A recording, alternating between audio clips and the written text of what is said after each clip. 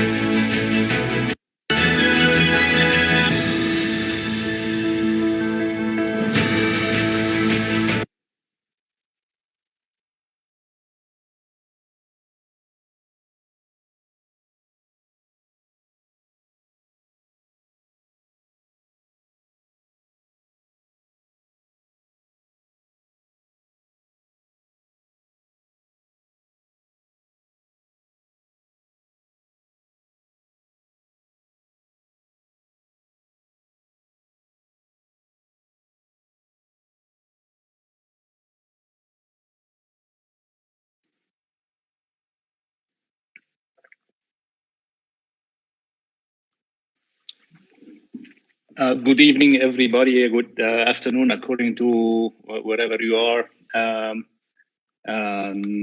I'd like to welcome you all to the third Egyptian Shoulder Surgery Society meeting and webinars. I'd like to welcome our international speakers, Dr. Simon Lambert from UK and Dr. Christopher White from United States. I'd like to welcome you all and we are very thankful for the participation in this webinar. I'd like to welcome also our president, Dr. Yasser Safuri, and Professor Ayman Mansour for joining us as speakers today. And I'd like to thank very much our financial supporters, our industrial partners, Novartis, who sponsored this meeting today. Thank you very much for participation to this event, and I'd like you. I wish you all very pleasant and useful meeting. I think we can start with our program today. Dr. Yasser Safuri will talk to us about the strategy of treatment and surgical approaches of elbow problems. Dr. Yasser, please.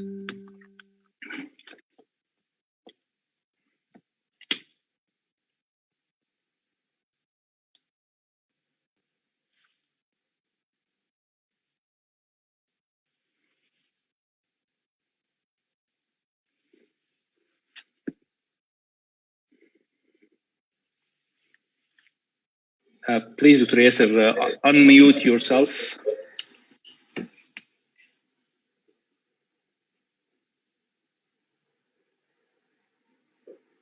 Okay. Good evening, everyone. Fractures around the elbow, what is the strategy of this treatment, and what are the surgical approaches? So, fractures around the elbow. Is my voice clear? No, there is an echo following your talks. Yes, you can lower your volume down, lower the volume of your PC, so you cannot hear yourself. Okay.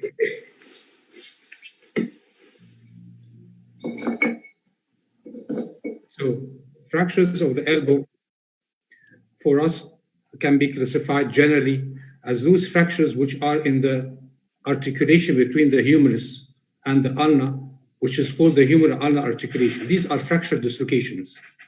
And there are isolated fractures, specifically like fracture of the distal humerus, radial head, coronoid. So fracture dislocations around the humeral-ulnar articulation generally may be known as the terrible triads, which are common and well known by the surgeons. But sometimes there are fractures other than the terrible triad, which are more serious and misdiagnosed. These isolated fractures, like the distal humerus, distal radial head, or coronoid, may be only isolated as a fracture without any ligamentous injuries. But if there is a ligamentous injury which should be diagnosed, then these fractures are very serious and they are unstable. So the stability of the elbow joint depends upon the bony articulations between the humerus and the ulna and the humerus and the radius. In addition to stability of the ligaments on both sides, which have a certain tension.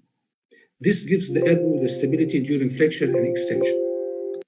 So if you look at the figure here, you have a bony column formed from the articulation between the trochlear and the coronoid, with a certain bony configuration given its stability in both directions, valgus varus and anteroposterior direction. Also, there is the capitellum and the radial head in a certain type of relation, and they are giving a stable bony configuration on the lateral side. On both sides, there are the ligaments with a certain tension and the muscles around the elbow. These give the elbow the stability. If you look to the slide on the right side, and there are certain forces around the elbow, like a valgus force, then there are forces created in the form of compression forces, bony forces, which may rupture or fracture the bone fragment. At the same time, on the medial aspect, there is tension on the ligaments, which may rupture.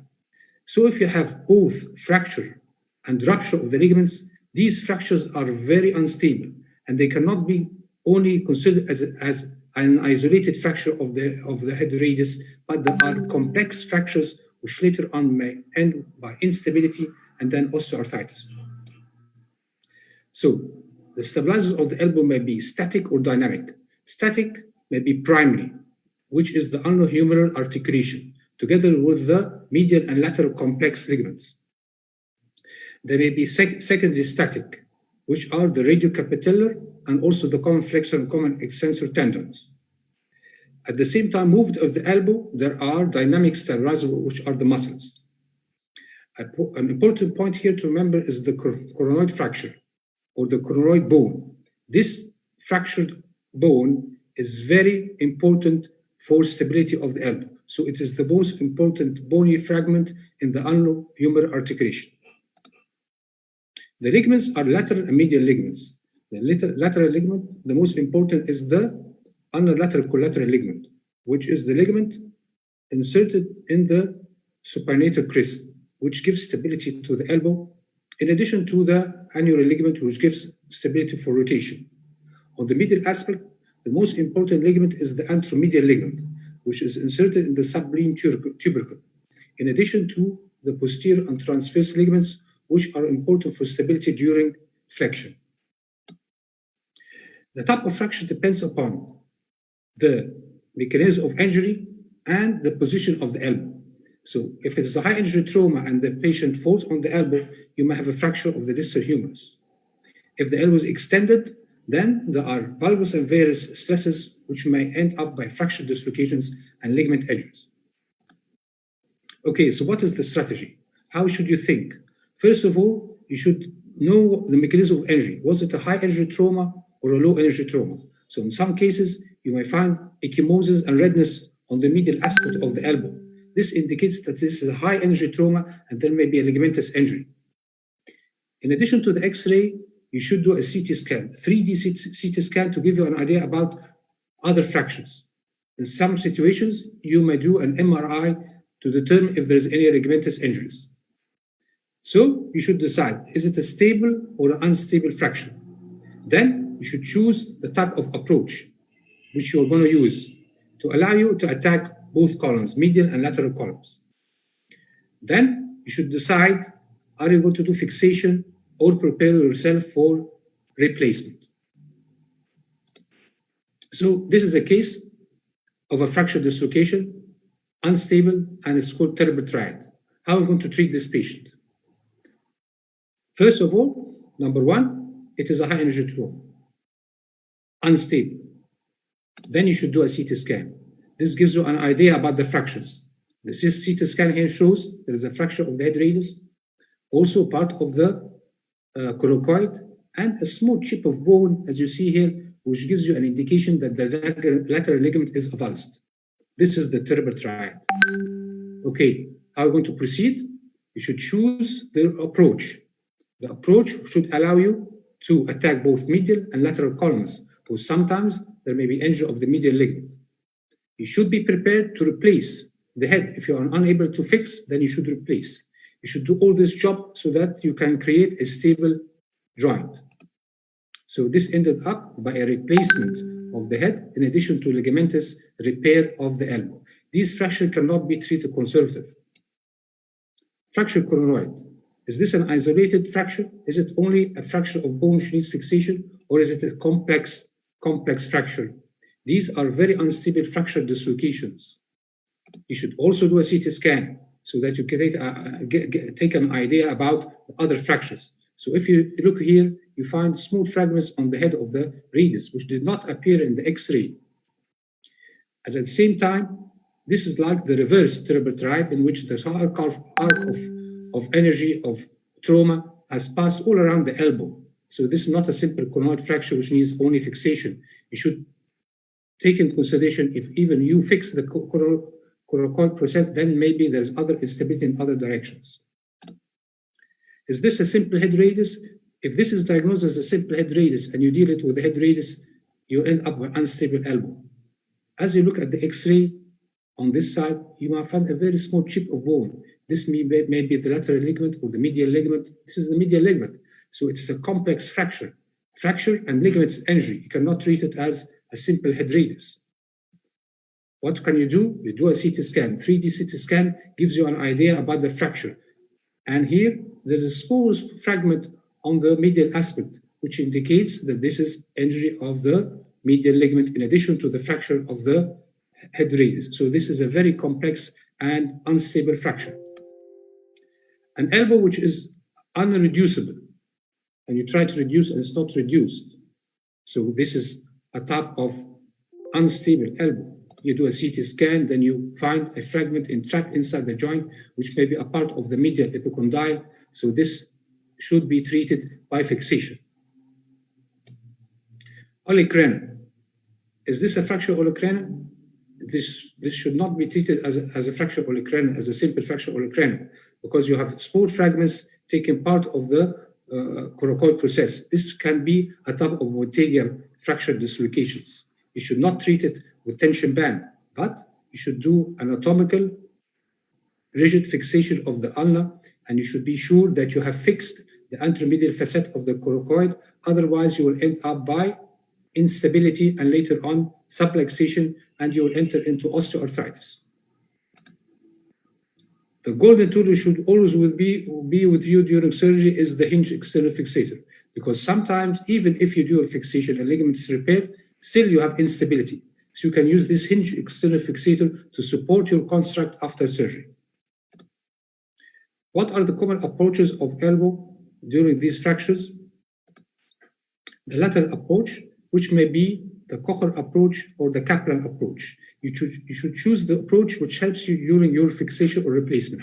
So as you see here, the Kocher approach is a simple approach where you go between the anconis and the incisive carpi annalis. It gives you a very good view for the radius, especially in replacement.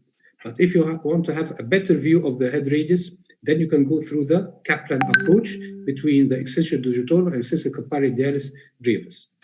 As you see here, this is the approach. This is the Kocher approach, and you go between the anconis and incisive carpi radialis, and you can see the head radius here, which is in some situations very easy to replace and use this approach for replacement. But in some other situations, you can use the Kaplan, which gives you a better view of the head radius from another direction. The medial approach, which is common, is using the over-the-top approach, in which here you go through the common flexor tendon, you remove part of the muscles, protector tears, part of it, exclude the capsule, and you go through the capsule. This is a very good approach for coronoid fixation. So as you see here in the slide, this is the part of the common flexor. You release, go to the capsule, then you can find the coracoid process. Posterior approach, different types of posterior approaches. One of these is the triceps splitting approach. We go directly on the triceps, directly on the bone, leaving both sides of the triceps. You can use the tongue-shaped extension of the triceps, but it gives weak triceps. In certain situations, you can preserve the triceps and go through the medial or the lateral column. What we use in our school, in Qasr Aini school, we use the posterior straightforward triceps splitting approach. This approach begins directly in the posterior aspect of the triceps, osteoporoastal, elevate both sides, leaving on both sides the aponeurosis of the triceps, and you get a very good approach to the distal humerus, even in, as you see here, comminuted fracture intra-articular. Thank you very much. Thank you, Dr. Yasser, for this overview. And we will leave the discussions to 7:50 at the end of the sessions or at the end of the talks. And now I'm inviting Ayman Mansour, Professor of Orthopedic Surgery in Cairo University, to give us his thoughts about distal humeral fractures and how we manage it. Thank you, Dr. Mustafa. Good evening, everybody. I think we need to switch the screen.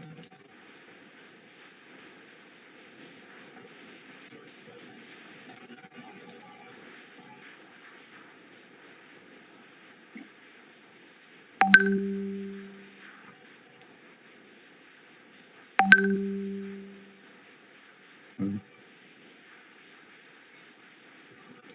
still cannot share my screen. Share screen, yes. Thank you.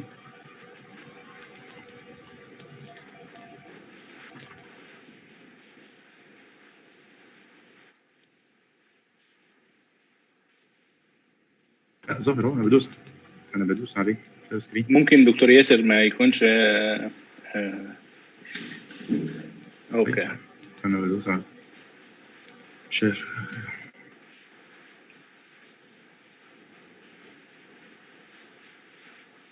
احنا شايفين السكرين بتاعتكم دلوقتي صح؟ ايه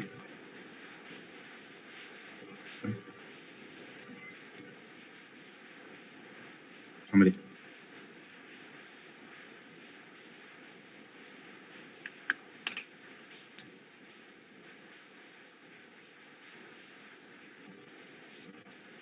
هو شيرنج سكرين مش ظاهر عندك يا ايمن؟ ظاهر وانا بدوس شير سكرين بس انا مش واخد غالبا ريستريكتد يعني زي بقيه الباقيين.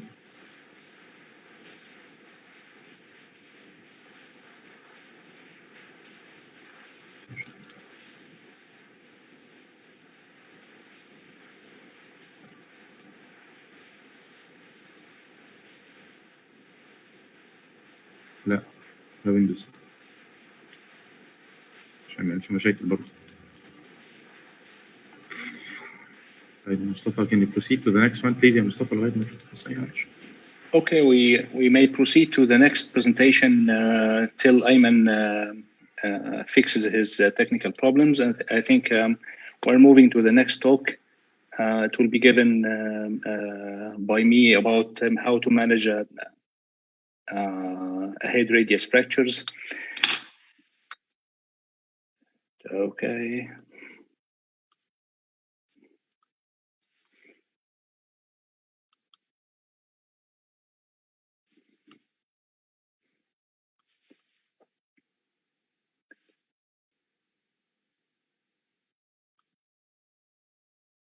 And now, can you see my screen? Can you confirm, please? ايوه مصطفى. So, management of head radius fractures. We have many classifications for head radius fractures, and actually, it does not help me decide what if the patient needs surgery or not. Many unanswered questions by these classifications and its modifications. So when I see a head radius fracture, I ask myself a few questions.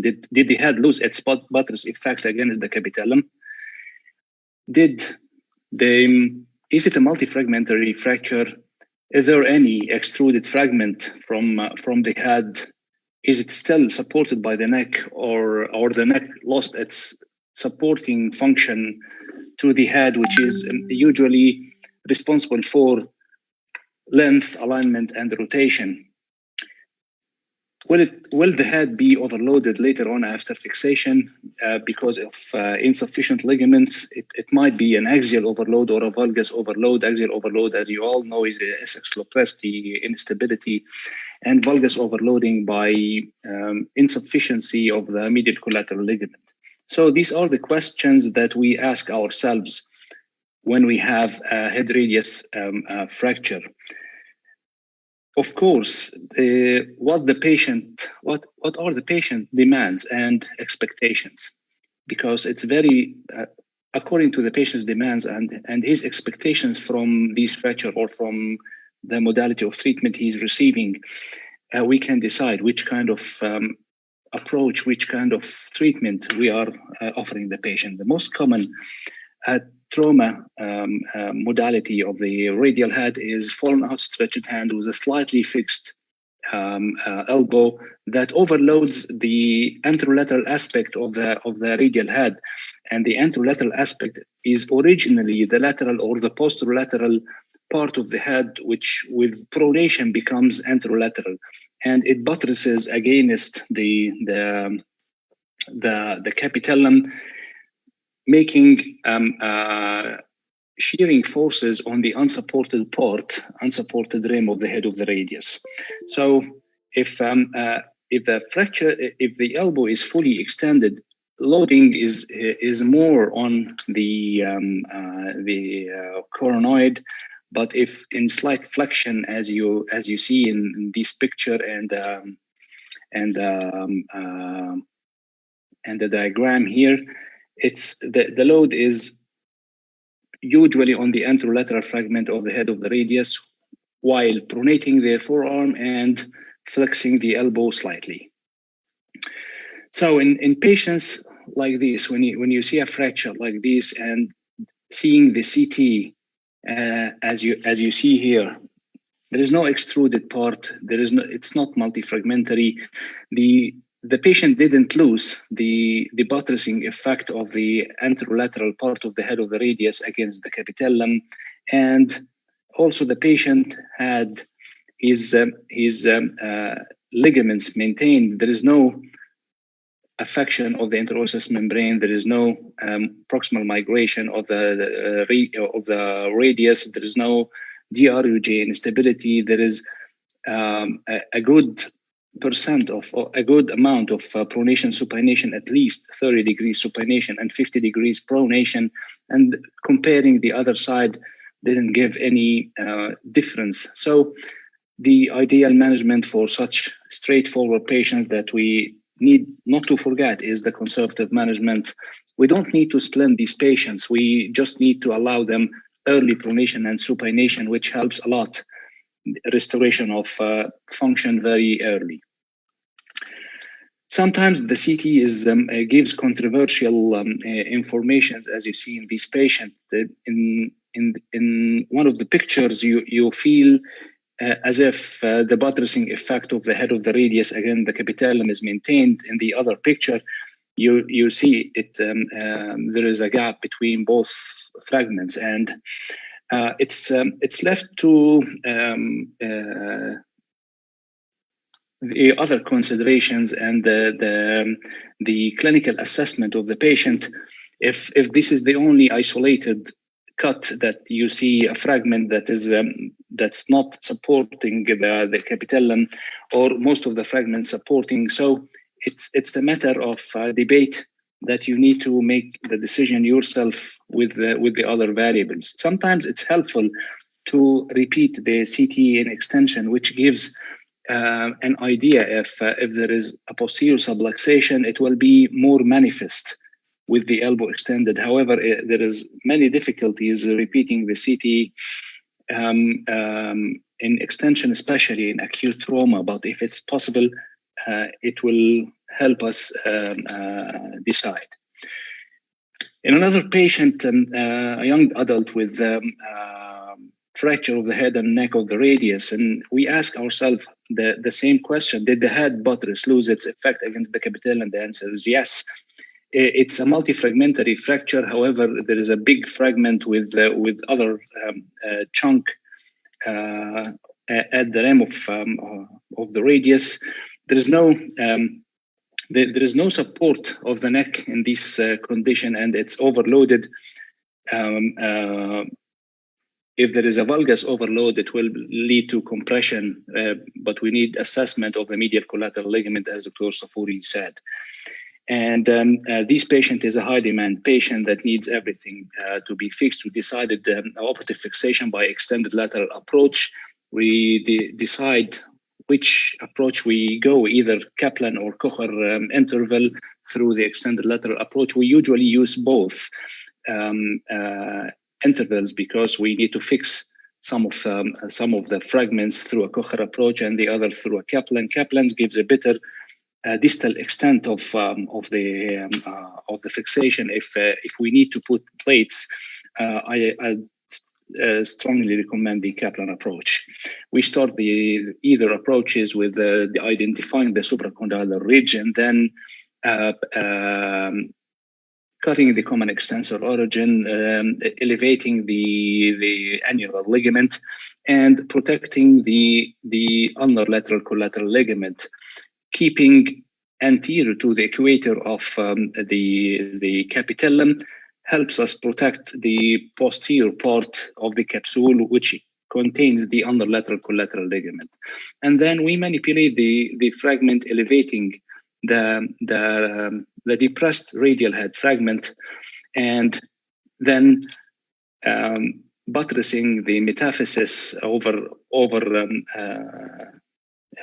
the depressed articular fragment, keeping in mind not to damage the blood supply to the small fragments of the neck, because it helps the proper healing, as you see in this fragment. And finally, we repair or plicate the lateral collateral ligament complex to protect the stability. And we achieved axial low profile fixation of the head fragment. The second example is this patient with fracture dislocation, and as you see, after reduction, the CT revealed malunited, malpositioned head and insufficient neck. The neck lost its function as maintaining length, alignment, and rotation. And also there is the angulated head leads to extruded part of the head abutting against the lesser sigmoid notch. So this is a frank indication that we need fixation and buttress the lateral column to help maintain the stability. And after reduction of the articular fragments, we fixed the head and neck fragment with plate. And as you see here, you see and the metaphyseal defect that you need to graft to achieve a good healing. And we used also a columnar screw to support the high stresses that this fracture is subject to, and it went into eventual healing. The third case of that needs fixation is the fracture dislocation. There is a very high load, high stresses. The valgus and the axial overload of this head fragment was the determinant factor that made replacement is the first priority or the first option for this patient. And as Dr. Yasser mentioned, it's in the presence of medial collateral ligament injury. We need usually to achieve a stable lateral construct to help stability of these fragments. So we can use the bed of the excised radial head to fix the coronoid process and to repair the capsule to its bed. So you need to ask yourself a few questions: is the head still buttressing against the capitellum or not? Is it a multifragmentary fracture? Is it still supported by the neck, which is responsible for length, alignment, and rotation? Is there an overload over the head of the radius, either axial overload or valgus overload? What are the patient's demands and expectations that might determine or alter your decision making in any fracture? Thank you very much.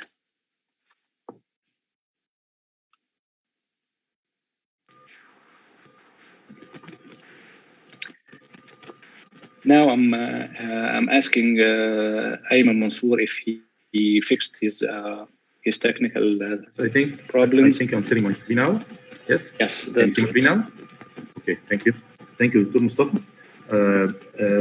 Now we'll be discussing something about distal humeral fracture. The most important item about distal humeral fracture is the radiographic examination. The initial AP and lateral X-rays. Sometimes we used to use attraction X-rays to have a more idea about the number of the parts, the degree of comminution. In children, we used to do a comparative X-ray of the other side because of the different epiphyses that disappear and appear at different ages. But the most important method of examination is the CT. especially the coronal sagittal reconstruction. And this is where all the planning starts. As you can see, the 3D reconstruction, also the coronal sagittal reconstruction will give us a more clear idea about the number of fragments, the degree of comminution, the displacement of the fragments, and then the surgery goals began to appear one to each other. What the surgeon needs is to restore the three elements, the medial lateral column, with the most important of them is the articular one, and to have this construct as stable and strong to allow for the early function to avoid stiff elbow. Failure to plan is a plan to fail, as we all know. Sometimes it needs to be drawn, the parts where you will put the plate, where the direction screws. You cannot start the case with a random. You have many plates and many screws and many wires, and then you try to configure while you are inside the operation. The elbow of the patient is exposed, and then you are trying to figure out what to do. You have at least a strategy before starting your operation. The basic categories for the distal humeral fracture will be the intra-articular one, as we all know, with a single column or a double column or an isolated capitellar trochlear. We have an easier one, the extra-articular extracapsular, as the medial lateral epicondyles. We have an extra-articular, but it's intracapsular type of fractures, as we can see in the flexion extension and the abduction adduction. So the capitellum has a special type of fracture where you can have the whole capitellum as one piece. You can have a small subchondral bone chip with the overlying cartilage. You can have a comminuted one. It cannot be reconstructed. It cannot be fixed. And also type 4, which is the coronal chair.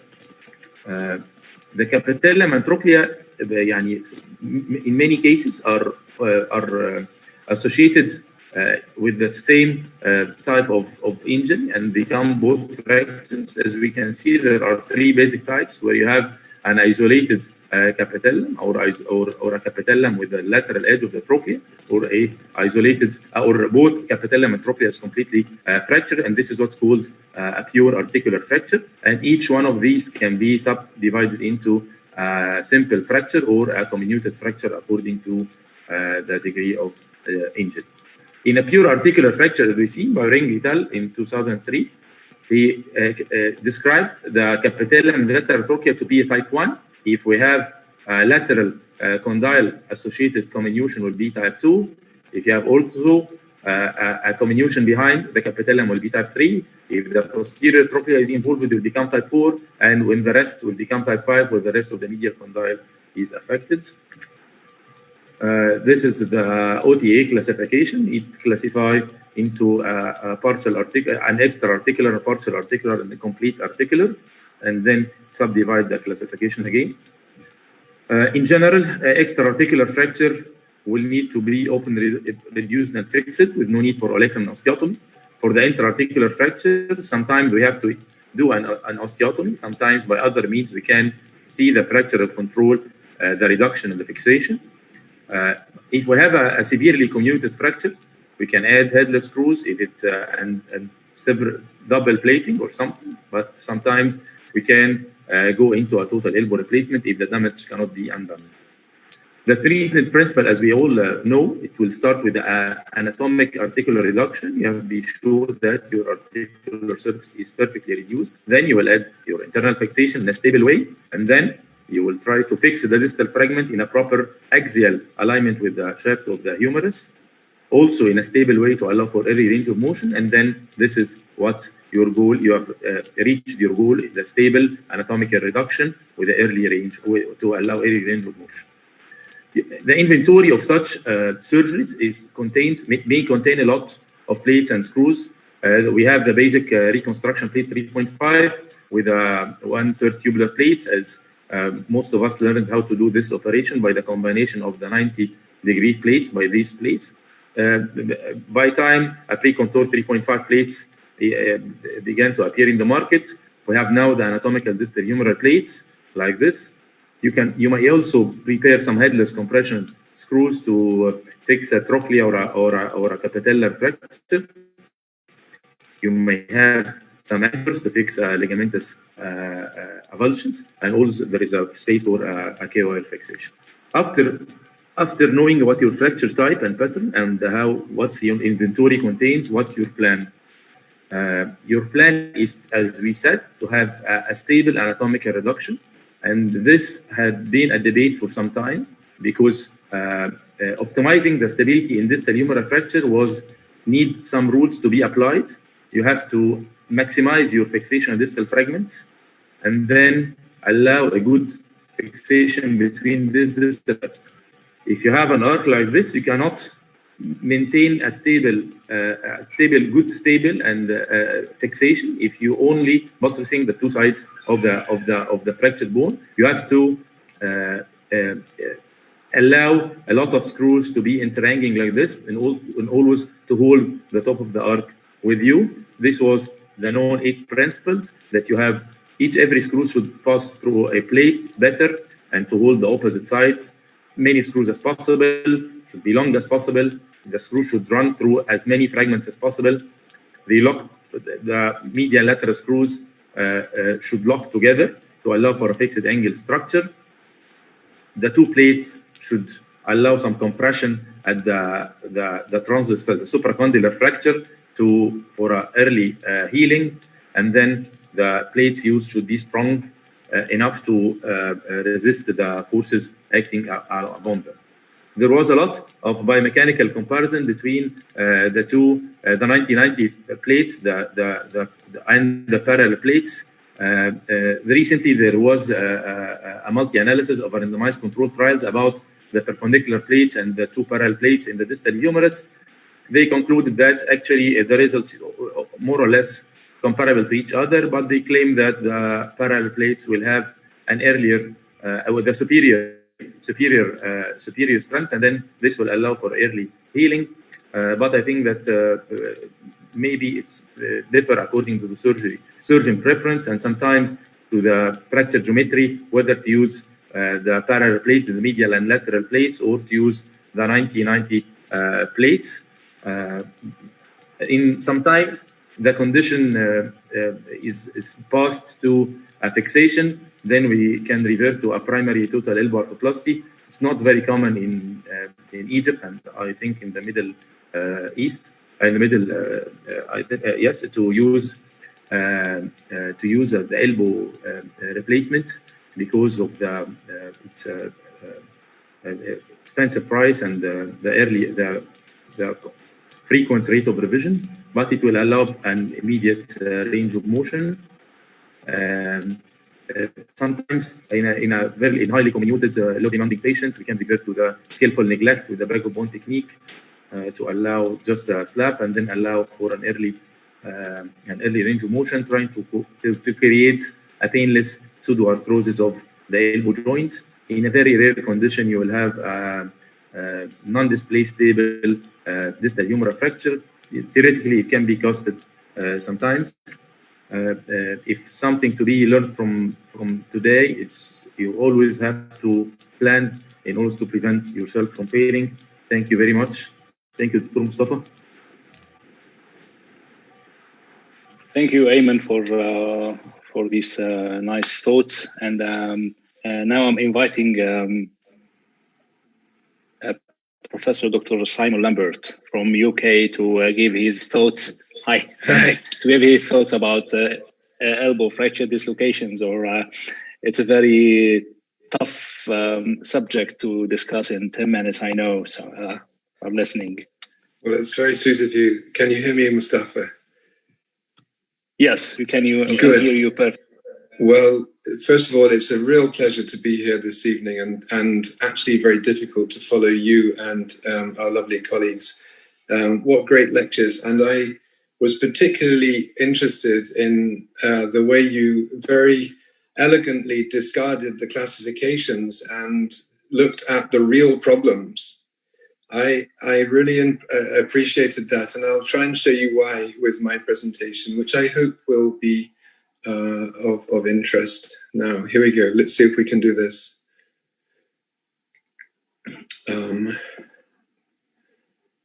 Hang on. I want to show you this. now. Is this something you can see? Yes, we started to see your screen. Great. So you can see my presentation, I hope. And not yet. Oh, hang on then, please excuse me. I will try again.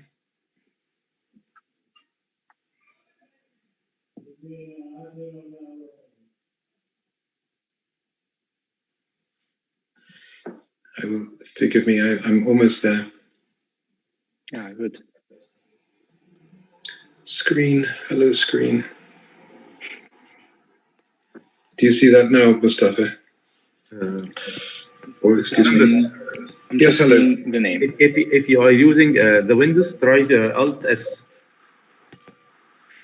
Forgive me, say again. If you are using Windows, try Alt S, Alt plus S. Ah, do you know I'm on one of these Yes, fancy yes. but rather unkind iPad Pro.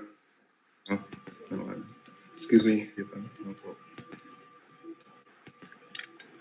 I want to go into my screen.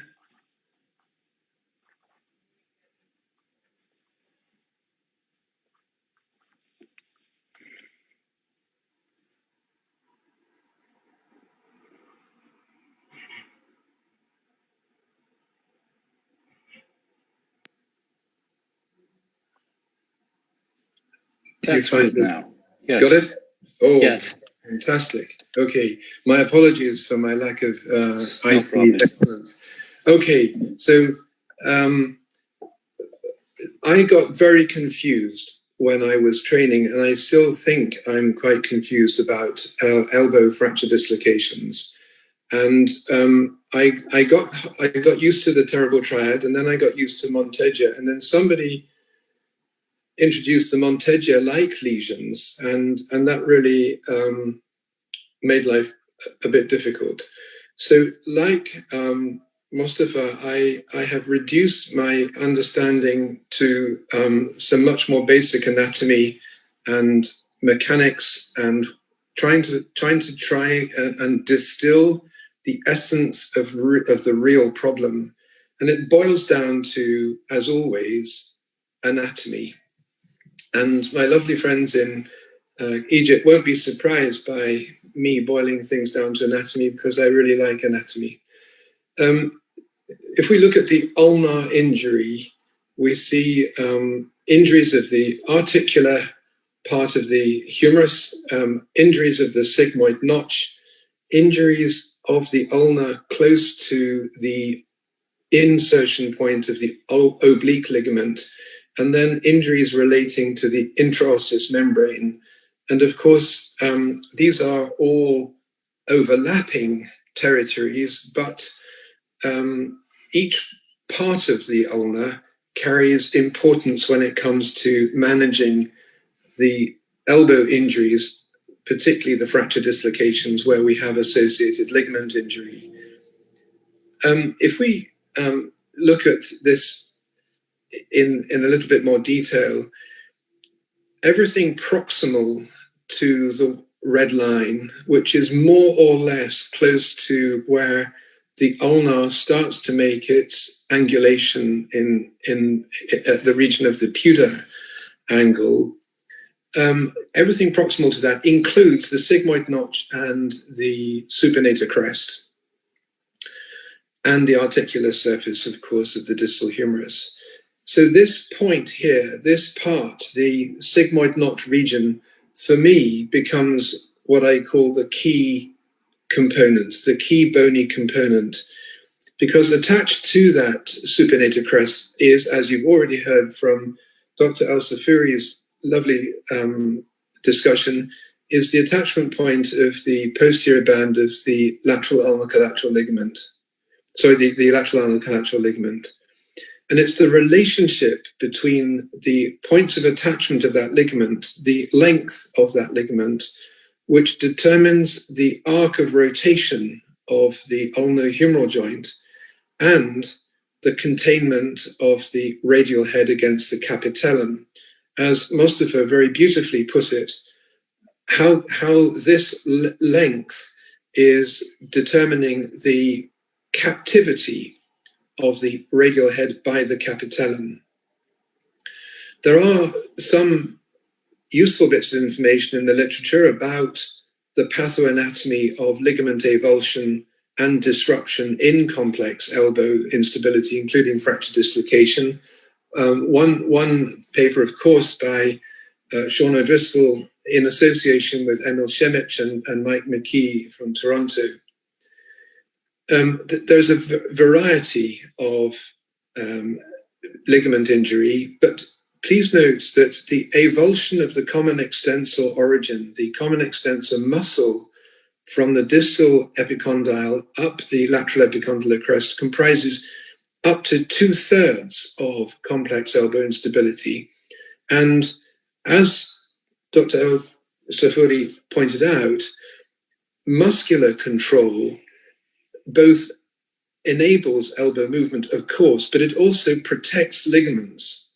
So these short periarticular muscles, anconeus and the common flexor extensor muscles, contribute to protecting ligaments from overload. So they are important, and certainly important to, in my view, to repair at the end of a surgical procedure. And you see then there is a range of ligament injury of the lateral ulnar collateral ligament, with proximal avulsion being slightly more common than mid-substance rupture, and ulnar detachment being really uncommon. That's possibly because the annular ligament combines with the lateral ulnar collateral ligament at the supinator crest and forms a very strong enthesis at that point. So it's the relationship between the ulnar and the sigmoid notch and the distal humerus that determines the length of the lateral ulnar collateral ligament. So for me, this is the key fragment. And the length of the proximal ulnar, the olecranon, and the length of the ulnar to the distal radial ulnar joint has to be focused on this region of the ulnar, just where the Puda angle exists. So when we have fractures of the olecranon or the distal, the proximal ulnar distal to the sigmoid notch, this key point has to be restored. And the key length is a combination of a appreciation of the overall ulnar length and its shape, and the height of the radial head and its shape. So the relationship, and this is where Mustafa's lecture was so useful and beautiful, and it ties in with this very nicely, I'm glad to say, for me, the relationship between the proximal ulnar length, in other words, the distance of the sigmoid notch from the humerus, and the relationship of that to the radial head height, gives you the critical relationship that then restores tension, appropriate tension in the lateral ulnar collateral ligament, and therefore the appropriate arc of movement of the humero-ulnar joint. Remember that the ligament forms a pendulum, effectively, with the sigmoid notch as the end of the pendulum, which is then rotating around the epicondyle. So the key ratio that we want to try and reestablish in reconstruction is the relationship between the length of the lateral ulnar collateral ligament and the radial head. And it's for that reason that I really do think that restoration of the radial head height is critically important in complex radial head fractures, but also how difficult it is when you come to replace it with a non-anatomic radial head replacement. It's also true that I think this form of restorative surgery optimizes the function of anconeus. This is a relatively ill understood little muscle, but you can make your anconeus yourselves work really quite well isometrically. And as you do so, what you're doing is compressing the radiocapitellar joint, offloading the lateral ulnar collateral ligament. And this is why preservation of the anconeus and its nerve supply, a long, small nerve coming down through the medial head of the triceps, it's got its own nerve supply, and therefore, in my book, it's a very important little muscle because it has its own nerve supply, and therefore we need to restore anconeus as well as the ligament, as well as the radial head height. And after that, we can work out how to do rehabilitation, which is about restoring isometric strengthening of this little muscle just as soon as possible. Now, the muscle is also captured by the forearm fascia, the antebrachial fascia, which is why I always try to repair the antebrachial fascia after my surgery, because it's containing and therefore optimizing the function of this muscle, which is protecting the posterolateral corner. Now, you can apply all those principles to the medial side and the medial collateral ligament, and as Dr. El-Safuri pointed out, the anterior band of that, which is protected by the common flexor, the pronatal group. So here is a dissection that was undertaken at one of our AO courses. We can see a sequential dissection of the deep antebrachial fascia, the anconeus being elevated from in the bottom left photograph. You see how long it is. It's a very substantial muscle in many cases, protecting the elbow here. So we're elevating the anconeus, which is stripped superiorly, and then the joint is entered, and you see on bottom right the common extensor origin being elevated, and the anconeus is elevated, exposing the ligaments. Now, you and I all know in the textbooks that there are these discrete ligaments that are called the anterior band, posterior band, and central band of the lateral ulnar collateral ligament. And I would suggest respectfully that these are perhaps not strictly helpful concepts as bands. This is a sheet of tissue, different parts of which become under tension due to compressive loading of the radiocapitellar joint in different forearm rotations and elbow sagittal flexion movements. But essentially, the anterior part of that is of the lateral collateral ligament is what we're aiming to reconstruct. So when we start to produce, so this is kind of like reverse engineering the fracture dislocation. When we start to produce progressive lesions of the anterior capsule in pronation, we start to see what happens to the classic fracture dislocation of the radius of the elbow joint. What we're doing here is to start to deconstruct the anterior capsule during a pronation injury. We then see progressive lesions of the posterior capsule and the posterior band of the lateral ulnar collateral ligament. You see in the central photograph there, the posterior band has been cut, and that allows the ulnar to drop away. And then finally, when the annular ligament ruptures and the lateral ulnar collateral ligament anterior band is detached from the epicondyle, then the radius can drop away from the capitellum. So we have a progressive lesion that allows ulnohumeral rotation and then radiocapitellar dissociation. So I would suggest that we don't try to necessarily classify the lesions, but try to understand the pathoanatomy, which is why I think your CT scans are so helpful, but which, again, I think if we have them, MRI scans, perhaps even more helpful, because it starts to allow us to interpret the entire injury. So here we have a progressive deconstruction of the joint, simulating a rupture of the annular ligament. with early subluxation of the proximal radial ulnar joint, and then ulnohumeral dissociation. And that, of course, mimics posterolateral rotatory instability. Now, we've also dissected here to show a possible mechanism for a divergent fracture dislocation of the elbow, which is when the lesion extends distally through the attachment of the oblique ligament. So this is the zone of the ulna distal to the sigmoid notch.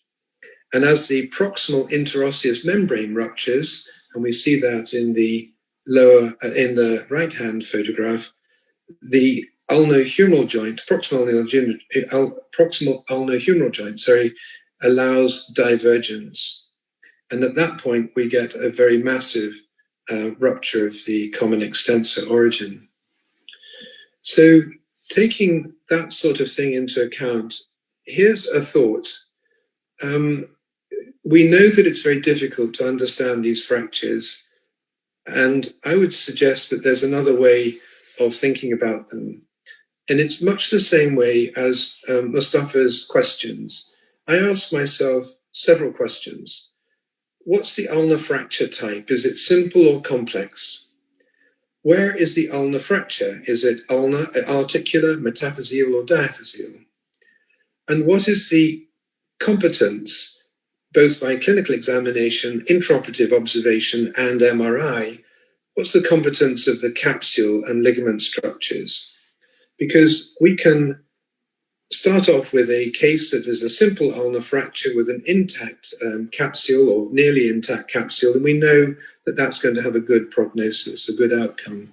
But we can have an ulnar fracture at the metaphysis, which is complex and associated with very disruptive capsule, and we know that that's going to be a very complicated fracture with a relatively poor outcome. And we can look at our so-called Monteggia and Monteggia-like, where the radio-ulnar joint, proximal radio-ulnar joint is either dissociated or associated, and put our patients into those categories where we get more capsule and ligament incompetence as we go to the more dissociated pattern, and greater competence as we have the associated pattern. So for me, the logical reconstruction strategies take the form of a stepwise assessment, and like Mustafa, looking at some critical questions. What's happened to the radial head and neck fracture? Is the height of the radial head appropriate? And is the length of the proximal segment of the ulna appropriate and at its appropriate angle? Having reconstructed those, then do I need to repair the proximal avulsion of the lateral ulnar collateral ligament and or the annular ligament? Do I then need to repair the common extensor origin? If I do, then will I also repair the anconeus back to its, if it's not already in place, shall I repair that and repair the deep antebrachial fascia? And having done that, we can then re-examine the patient and assess whether we really do need to address the medial side, because it's accepted more or less by many that reconstruction of the medial complex, unless it involves the coronoid facet and the anterior band, may not be necessary, may not be. So these complex fracture dislocations can be deconstructed just as with the individual coronoid or radial head fractures or distal humeral fractures. Think about the radial head length and shape and reconstruct that. Have I now got a good radiocapitellar compression? Can I then contain that with an annular ligament and lateral ulnar collateral ligament reconstruction? Have I now got proper ulnohumeral rotatory stability? And if not, what can I do to improve dynamic ligament tension? What I mean by that is the ligament, of course, is a fixed length, but it becomes dynamic when the radial head tensions it up. I hope that that's not been terribly confusing, but I did like Mustafa's presentation in the way it deconstructed the anatomy of the lesion as opposed to just follow a classification, which sometimes doesn't help us. And I rather hope that this has done something similar. So thank you ever so much for your time. And I would welcome a chat. Thank you. Thank you very much for this very interesting presentation and very interesting thoughts. And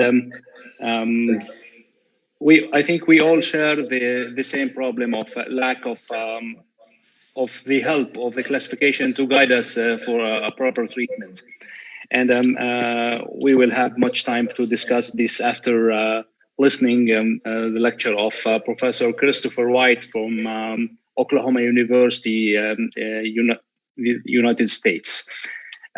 Welcome, Chris, and we are here. We are waiting to hear your presentation. Can you hear me? Yes.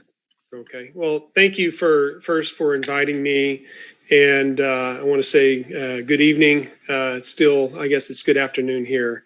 Yeah. But again, I appreciate the invitation. Let me see if I can get my talk pulled up real quick. Okay.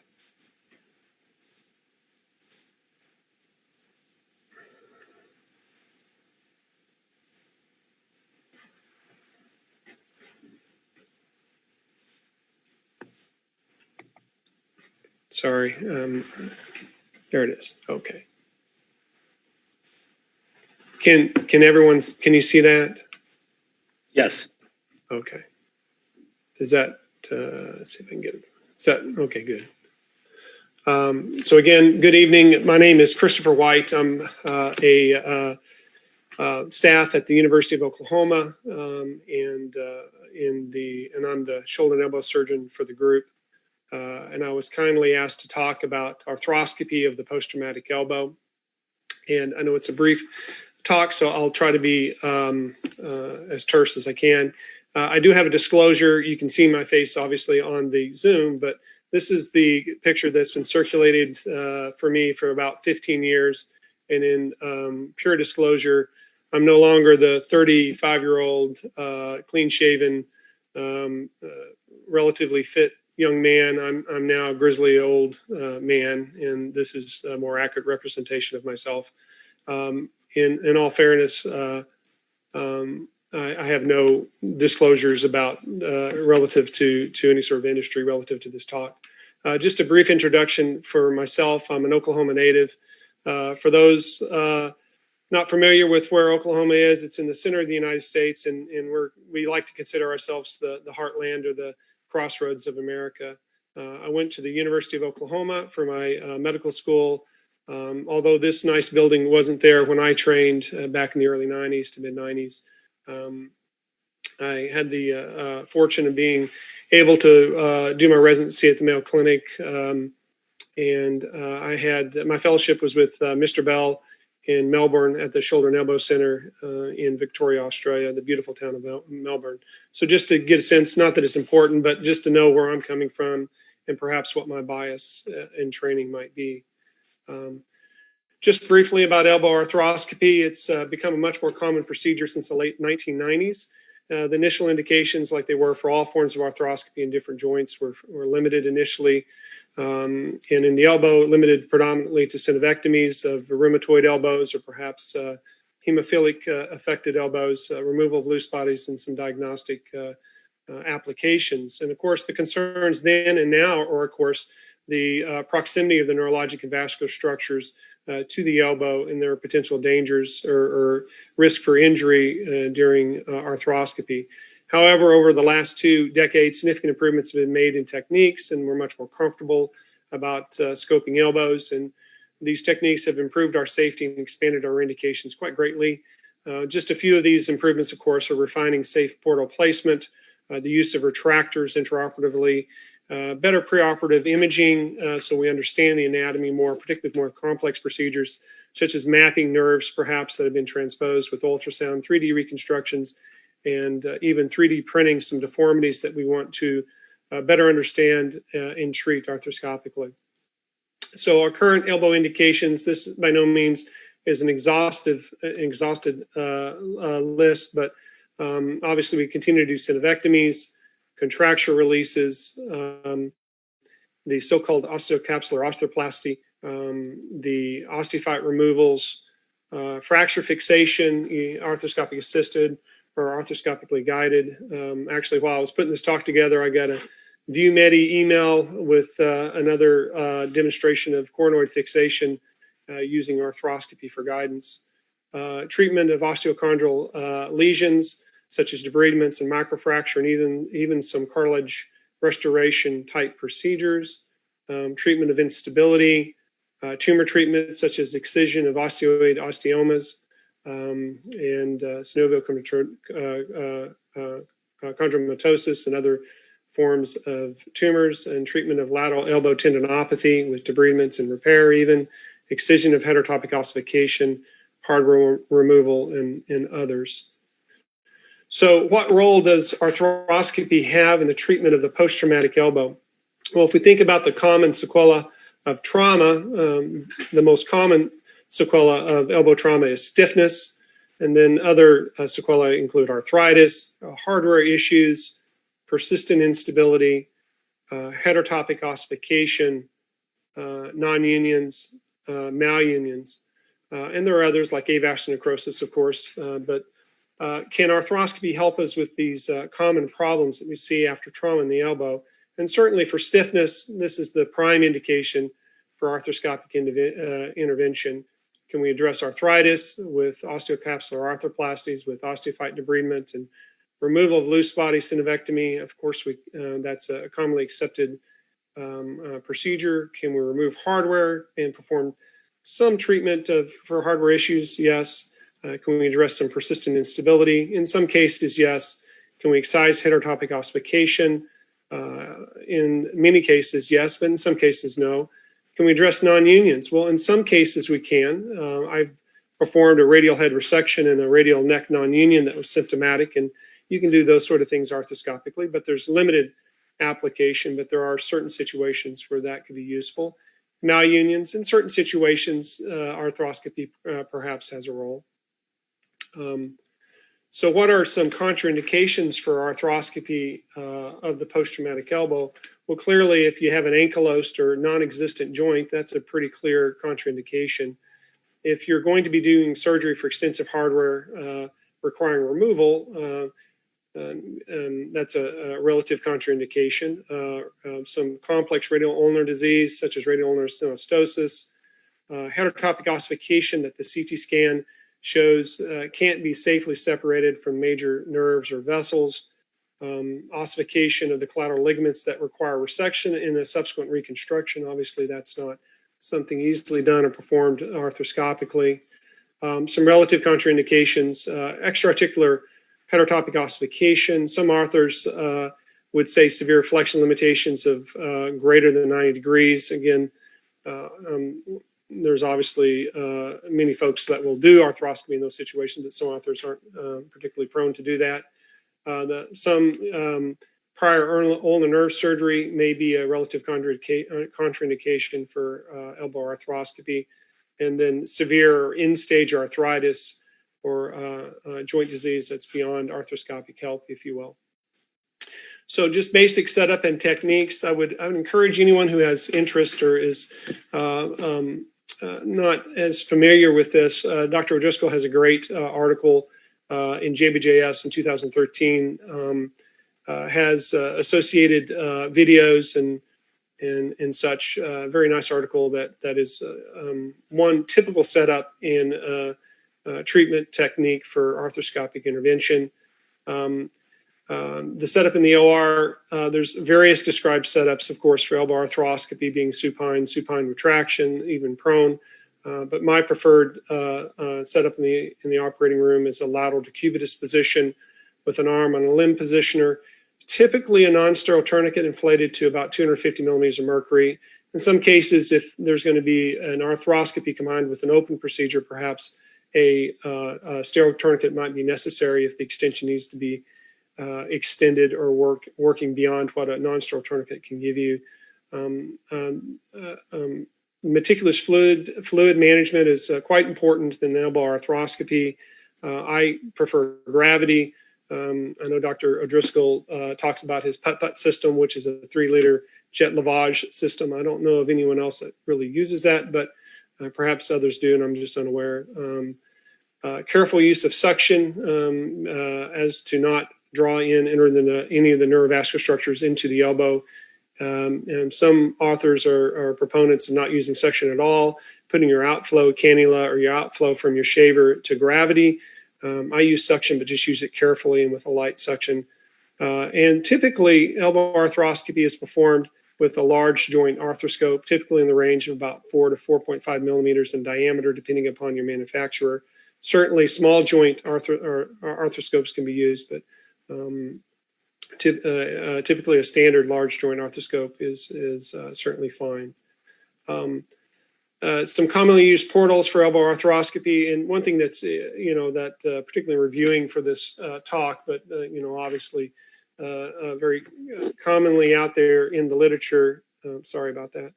Is that these portals are named various names depending on the authors in the articles and textbooks or whatever you read. But in general, I'm trying to use the most common names for the portals that I use and are most commonly described, and that would be in the anterior compartment using an anterolateral portal, a proximal anterolateral portal, a proximal anteromedial portal, and then the posterior compartment using a posterior central or a direct posterior portal, a posterior lateral portal, and a direct or a soft spot portal for visualization and instrumentation. There obviously are more portals described in accessory portals that can be used for instrumentation and for retraction. This is from Dr. O'Driscoll's article, just a stepwise approach to actually performing the procedure. He outlines it in step 1, get in and establish a view. Step 2, create a space in which to work to safely visualize your instruments. Step 3, to perform the bony removal, such as removal of osteophytes or prominent malunited bone or removal of loose bodies. And the final step being the capsular work, such as a capsulectomy. Once you remove the capsule, obviously that increases your extravasation into the soft tissue. So how effective can elbow arthroscopy be for these sorts of procedures? So if we look at what the reported outcomes are, this is an article from the Journal of Shoulder and Elbow Surgery 2018, a review of 54 consecutive patients with extrinsic elbow contractures, with 31 being traumatic and 23 being degenerative. And both groups showed significant improvement in range of motion in the male elbow performance score with a minimal follow-up of 2 years. And the results were comparable for both traumatic and degenerative groups with no significant differences at final follow-up. And their conclusion was that arthroscopic arthrolysis is as effective for both traumatic and degenerative conditions. One thing that's kind of interesting about this, and a little pearl from this paper, is that, and we all see this in our own patients, is that our best range of motion is the range of motion we were able to obtain intraoperatively. What's interesting is, though everyone takes a hit initially, that flexion typically returns back to, close to your intraoperative findings, but extension never quite recovers. And that certainly mirrors my own personal experience. And there's very rare cases in which you gain range of motion more than you had at the time of the surgery, at the conclusion of the procedure. Another article,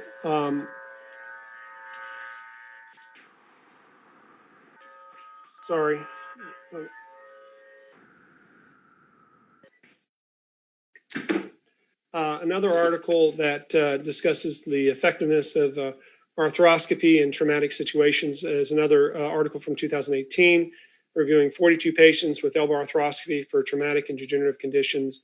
Both groups gained clinically significant improvement in their outcome and range of motion with a complication rate of about 12%, and no difference between the groups that were treated for either traumatic or degenerative conditions. And their conclusion was arthroscopic arthrolysis is an effective treatment for patients with restricted elbow range of motion for both post-traumatic and degenerative etiologies.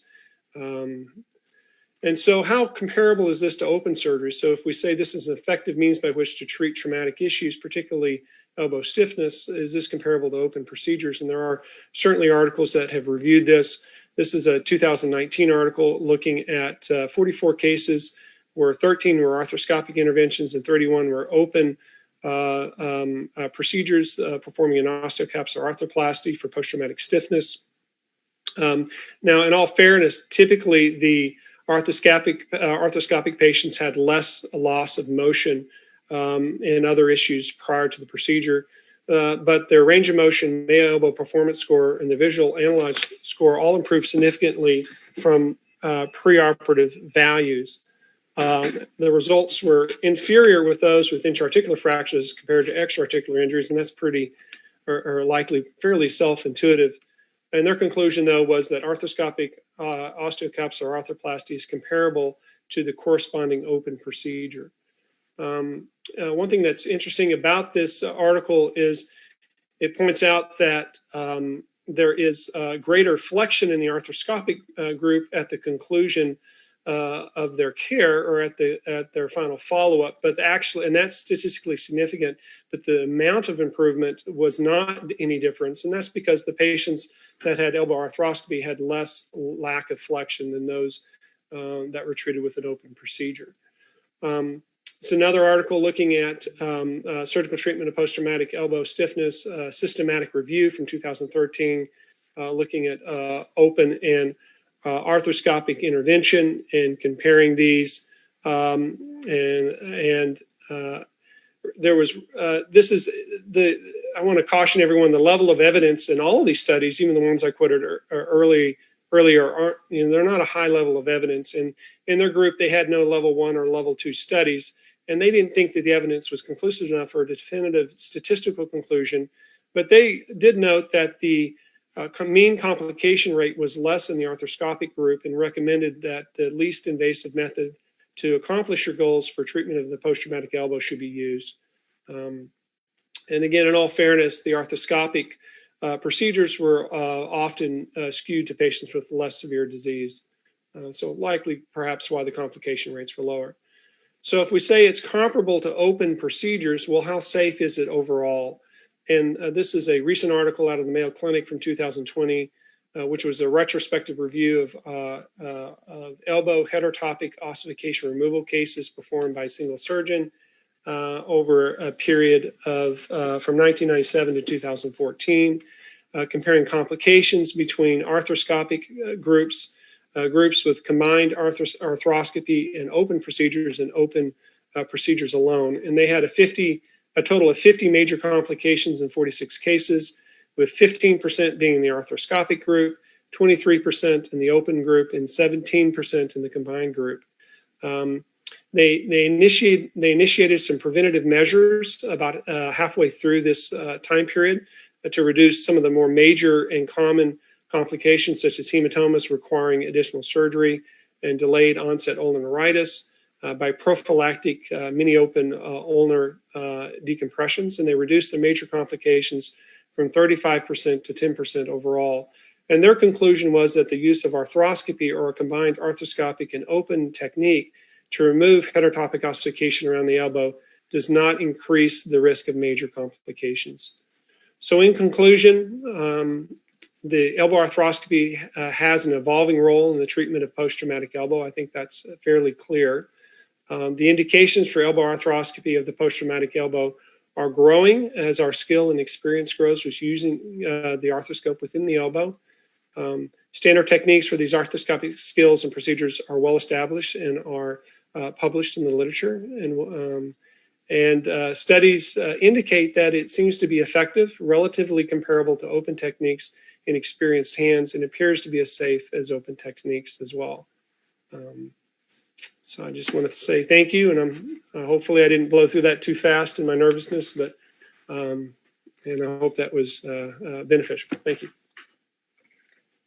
Thank you very much for this eye-opening experience. As you know, we don't practice so much elbow arthroscopies for post-traumatic stiff elbows. We as starting practice of elbow arthroscopies we try to avoid patients with previous trauma to avoid injuries of the altered anatomy. So this is very encouraging, motivational talk, and we'll be definitely trying to achieve these results, because of course, as you mentioned, it has less traumatic intervention, and we hope to achieve similar results. I think we have questions for you first, Chris, about outer bridge operation. Can you perform something during the arthroscopy similar to outer bridge surgery to reach from posterior to anterior, or you don't need this approach? So, you know, I think, you know, when I perform arthroscopy, you know, I'm going to be both in the anterior and posterior compartment, and I think there's there are tips and techniques and strategies that can really minimize your neurovascular injury. So I don't think you need to work through the fenestration within the olecranon coronoid fossa to get into the anterior compartment. I do know that there are some elbow arthroscopists who like to intentionally, at the time of doing an arthroscopic arthrolysis or an osteocapsular arthroplasty, will fenestrate the olecranon fossa and coronoid fossa to allow some hydrodynamic stabilization between the two compartments, so that you have, if you have an effusion or fluid with elbow flexion, you know, there's a better flow of that fluid into the posterior compartment and doesn't overly tense your anterior capsule and prevent motion. I don't know if that's necessary. I know that the folks at Mayo don't routinely do that, but I have seen that talked about. But as far as, you know, debriding the tip of the coronoid and performing your boning work anteriorly, it's really pretty straightforward to just be working in the anterior compartment. And I don't think you need to do that. Is that good? Thank you very much. And the question is for Ayman Mansour. What's the quickest or latest time to start physical therapy of the distal humeral fractures?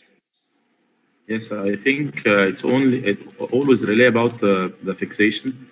If you have believe in your fixation, that you have a stable construct, you have screws a lot at the holding the fragments together, you can start in 7 or 10 days after the edema and the pain and swelling have resolved. The patient should start as early as possible.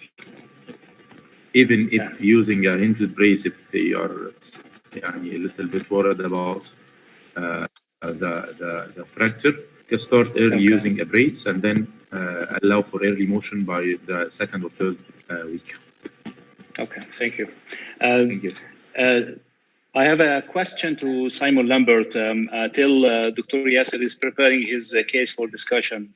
In cases of elbow fracture dislocation, do you have a tendency to replace the radial head, or you pay every effort to preserve the radial head if it's reconstructible? And do you believe in the role of three components or more you need to remove and to excise and replace, or if it's less than 3 fragments, try hard to fix it? Can you give us your thoughts about this?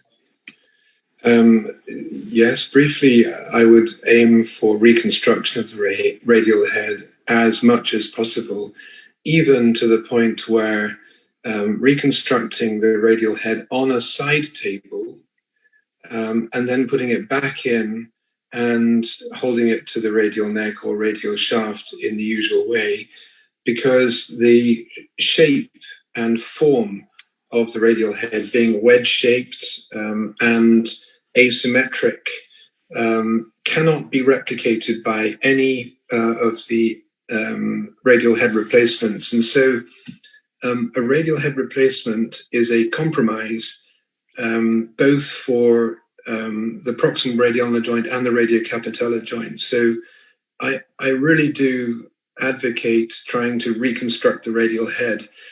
And even if there is a high radial neck non-union, that's often a stable, relatively pain-free fibrous non-union, and actually functions quite well. And certainly at least as well as many radial head replacements. So I'm all for keeping the native radial head, and then finding someone like you to make it better. Thank you very much. I'm asking if Dr. Yasser is ready to present his case for discussion. Can you unmute yourself, Dr. Yasser, and lower the volume of your computer there? Okay, I want to thank very much our speakers. I think we covered most of the aspects and the strategies of treatment. So this is a case of fracture discussion.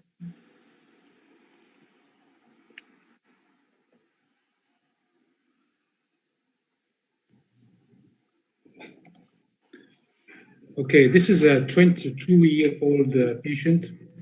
He had a fracture of the elbow, high energy trauma, and he presented to the resident by this type of fracture. So we can begin the discussion. If a case like this comes to you in your clinic, how we're going to think and manage, and we're going to go step by step, like examination, X-ray modality. So we can begin with our guest speakers, Dr. Simons. Thank you very much indeed, Yasser. Well, I think the fascinating thing here is that the radial head appears to be in the olecranon fossa, or at least even in the trochlea of the ulna. So this is clearly a posterior fracture dislocation, and as far as I can tell here, it would be really quite unlikely to be able to relocate the ulnar humeral joint because of the incarcerated radial head. So I would want to initially be prepared to open this injury directly. I cannot see that at the moment an argument in favor of doing a closed manipulation can be sustained. So I'd be worried about that. Would you like to do another investigation? Well, I always find that CT scans of the injured elbow or injured anything in the position of dislocation are actually quite confusing. So I would like to do a CT scan of the relocated joint if it's reasonable to relocate the joint. But in this case, I wonder if it's not actually impossible to do a relocation, and therefore maybe not terribly helpful to do a CT scan. Although I would understand it if people would like to. Okay, Dr. Christopher White. Yes. So, I'm sorry. Go ahead, yes. Yeah, I think very clearly ultimately this is going to be an elbow where there's no indication for non-surgical care. I agree that CT scans with the elbow in this alignment and a dislocated joint are difficult. And I think it would not be unreasonable to proceed without a CT scan. Ultimately, you're going to have to treat, what you have at the time of the procedure.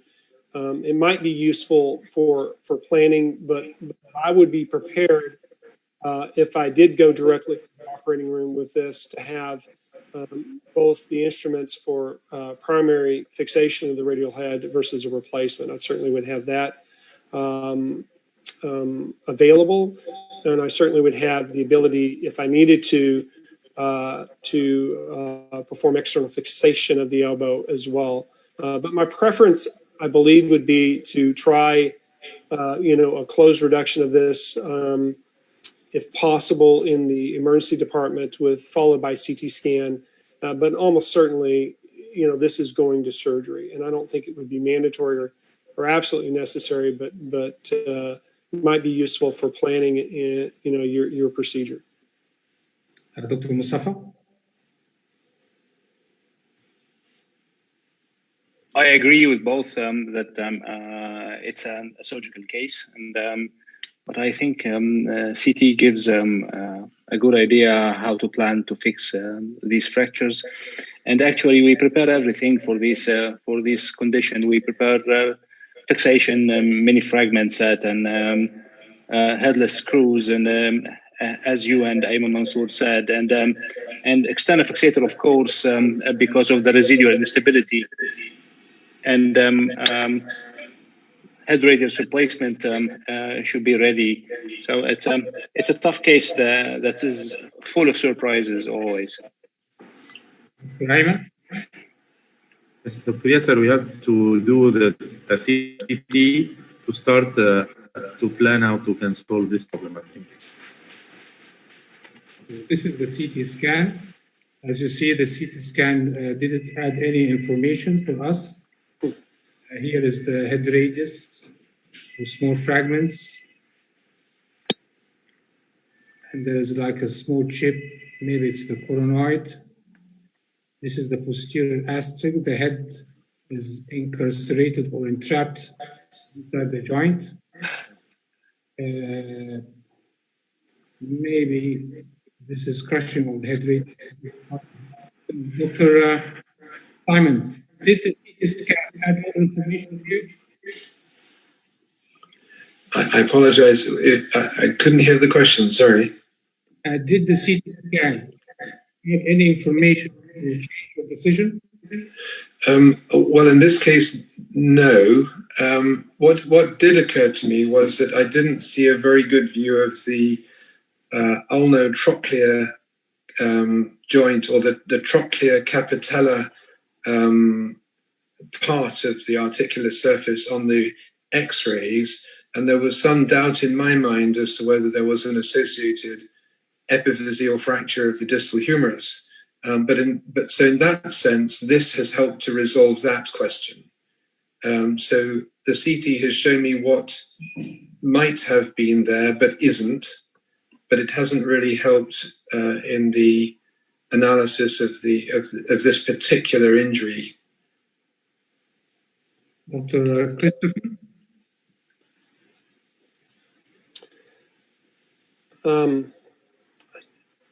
Other than giving me an indication that this would be very difficult to, and maybe possibly even damaging to do a closed reduction, you might injure that or fragment that radial head. So I think that's useful kind of in its in situ position to kind of give me that information. It doesn't really help with kind of what I would need to be prepared to do at the time of the procedure. I think there's a level of comfort sometimes these studies give us, but ultimately, you need to be prepared to treat all of the problems that you're seeing on the CT scan, which is I think that's more than just a small avulsion fragment from the coronoid. It does give me some hope. So that's almost certainly going to need fixation. It gives me hope that I could do primary fixation of this radial head, but I still would have a radial head replacement on standby. So that's kind of my thoughts on that. Mustafa?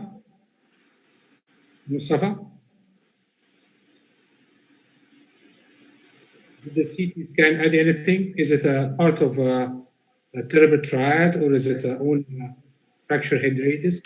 I beg to disagree with Simon a little bit about this indication of the CT, because I'm astonished. How did he notice that the radial head is incarcerated into this joint? The X-rays didn't give me this impression, and I think the CT is surprising to me. And I'm always having doubts about the X-rays, and the CT gives some certainty of the injury and real possibility of reconstructing this condition or not. Because if the head is multi-fragment, I think if the head is one piece, probably, I'm not sure. Of course, if we have digital subtraction of the olecranon and head radius, or digital subtraction of the humerus, it gives a better view. So still, I'm dependent on the CT in the planning of these fractures. Ayman? Yes, sir. I think the value of the CT is to assess the radial head, whether it's still in one piece or it's fractured. I think otherwise there is no additional information. Okay, so this is the surgery. The surgeon said that after doing the replacement, he did a repair of the lateral ligament, but he was not comfortable with the stability, and he ended up by putting a splint because he was not so comfortable of the stability. And he showed me this X-ray post-operatively. Could you comment on the X-ray, Dr. Sang? This is not a very clear X-ray. This is the proper X-ray, because this wasn't put in good position. This is the actual X-ray which we did after seeing. When we saw this X-ray, we were not so comfortable with the position of the radius. Then we did this X-ray. So what do you think? Well, they're comfortable by the stability. He was not so happy by the stability intraoperatively. No, and I'm sure he wasn't too comfortable with the stability now either. So there are two things. One, on the lateral view, we see what I think is called a sag sign, where the ulnar appears to be dropping away from the distal humerus, even in flexion, and that's quite important.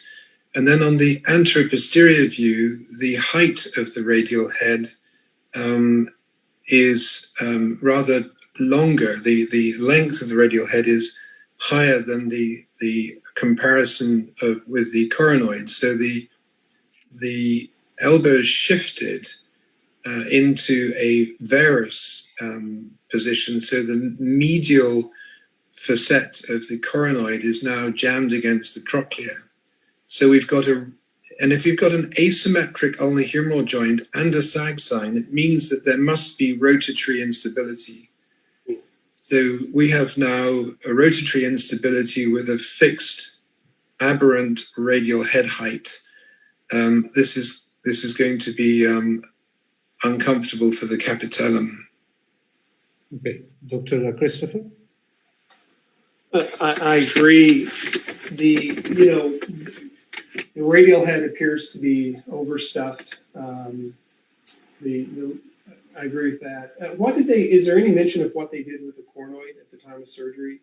I can't quite see in the x-rays if they did some sort of suture fixation. I'm curious. What the surgeon said, that he replaced the head and repaired the lateral ligament. Right. And he did not attack the coronoid. Right. So you can see that, and I believe if we go back to the other x-rays, the radial head, as far as it's aligned with the capitellum, it is aligned with the capitellum. And so certainly the posterior lateral or the lateral omoplateral ligament appeared to be repaired, but there's a posterior medial rotatory phenomenon of that ulna, and it's rotating likely into the coronoid fracture itself. So if the lateral side, as Dr. Lampert had said, is overly tight, it's shifting the elbow, and then it's rotating posteromedially into the coronoid fracture, and that's not good. If you can see a sag sign, when if you have an attacked anteromedial or anterobuttress from the coronoid, and you can see that sag sign just from the lack of dynamic compression, particularly if the medial collateral ligament hasn't been repaired. And as long as there's no, loss of that anteromedial buttress, you can see that disappear over time as these muscles begin to, kind of dynamically compress the joint. But this is more than that. This is a posterior medial rotatory problem with a lateral side that's overstuffed as far as the radial head is concerned, and a lack of that anteromedial buttress. And I'm fearful this will go quickly on to post-traumatic arthropathy. Mustafa? I agree with both Simon and Chris, and I think this might be an indication for revision surgery, attacking the radial head, lowering its level, and attacking the anterior and medial components and compartments of these complex pathology. And if there's persistent laxity of the joint, which sometimes it's similar to the muscle atony occurring in the shoulder problems, external fixator might be needed to keep it reduced for some time till the muscles regain its tone. Ayman? Yes, sir. I think the coronoid or the anterior structure was dealt with because we have a small wound that is appear here by the staples, the small staples, skin staples. That's I think what the exit of the suture that passed from anterior to posterior through the ulna. I think that the coronoid or the soft tissue repair to the evulsed coronoid was done, but we cannot judge where the surgeon put the ulnar part of the lateral collateral or the lateral collateral complex, because no anchors was not used. Maybe that's the problem, the site of insertion or what, where that soft tissue would repair to the lateral condyle of the humerus with a problem. I think, as Dr. Mustafa said, the oversized radial head is also a great problem.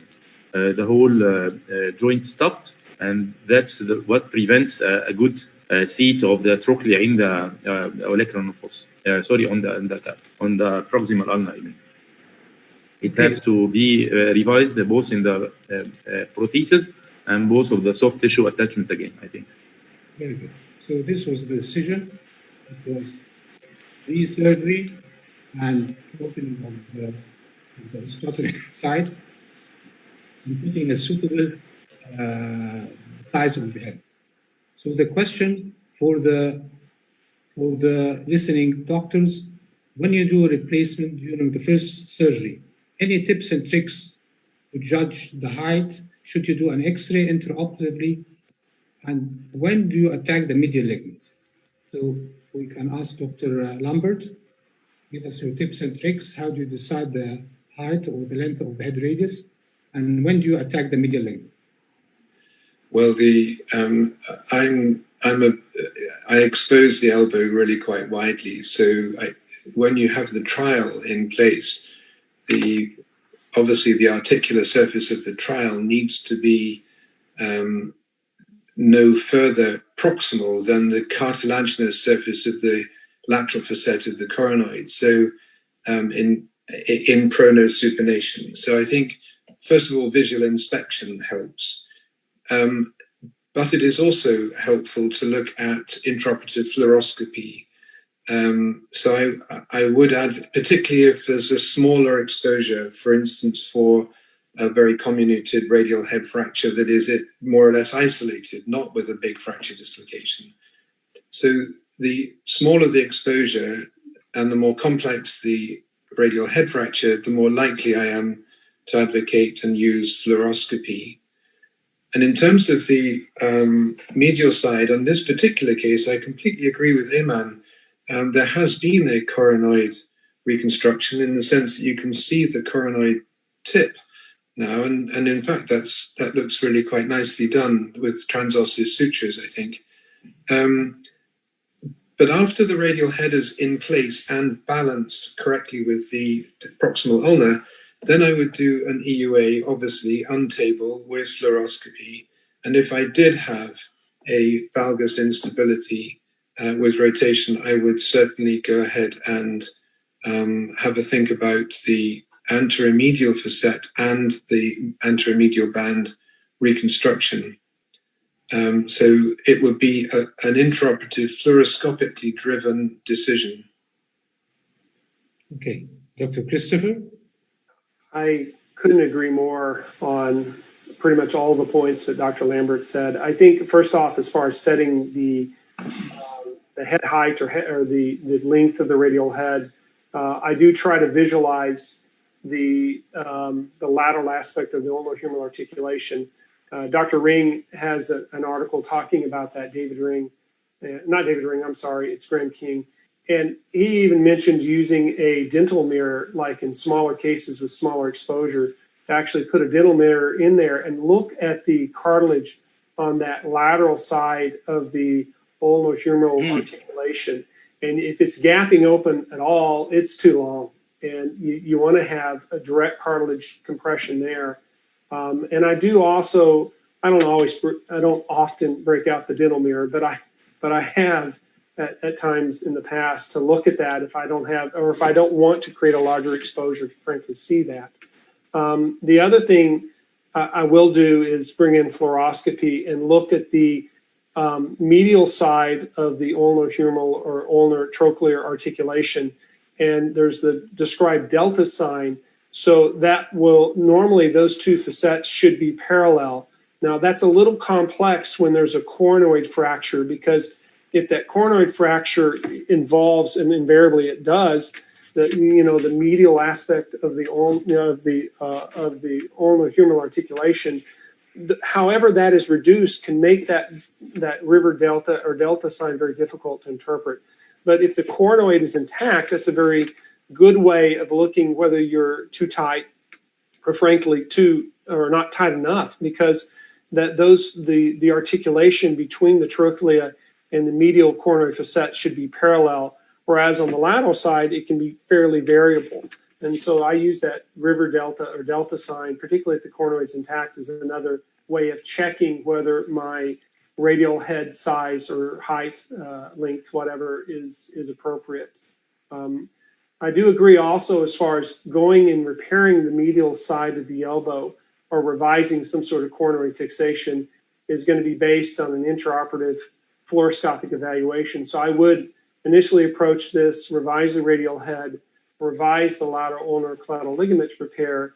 When I'm revising the radial head, frankly, you can look across and see how well that coronoid is reduced, probably fairly well once the radial head's out of the way. But if I had any concerns about residual instability fluoroscopically after I've done my lateral reconstruction, then I'd move immediately and address that as well. Okay, Dr. Mustafa? I have a comment and two questions. The comment is I have a very low threshold on attacking the medial side. And if I have instability or any doubts, I attack the medial and anterior aspect very much. The two questions from the audiences for Simon Lambert and Chris. Do you have any comment on using internal bracing in such condition? Thank you.